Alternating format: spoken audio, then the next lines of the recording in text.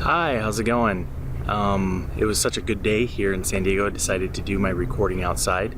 That is the Pacific Ocean behind me. You might hear the waves crashing. It is currently about 75 degrees here in San Diego.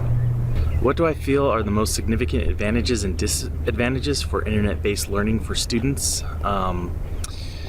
I think the most significant advantage for internet-based learning is that learning is now available anywhere. This opens up education to new people who in the past either would have to give up their current situation to go back to school. I'm thinking of single moms who work during the day, run a household at night, only have a few hours in the evening to do schoolwork, or the person called by God to go in the mission field, or the professional or service members who are serving overseas.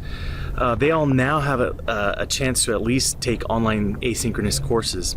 Also, now great programs and great educators now have the ability to reach out to greater audiences.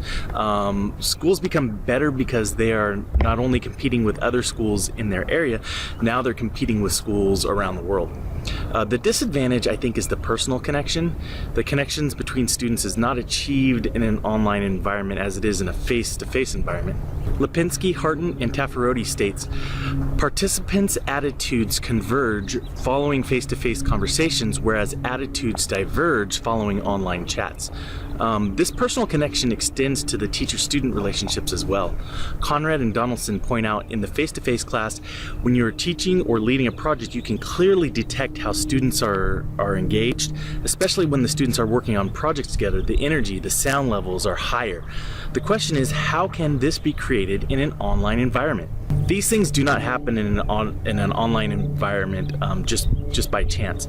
To be successful at this, a concerted effort needs to be made to achieve this, and deliberate planning needs to be made to set up for this. There are several other advantages and disadvantages, but I think in the years to come, more will be developed to minimize the disadvantages as the demand for online education grows.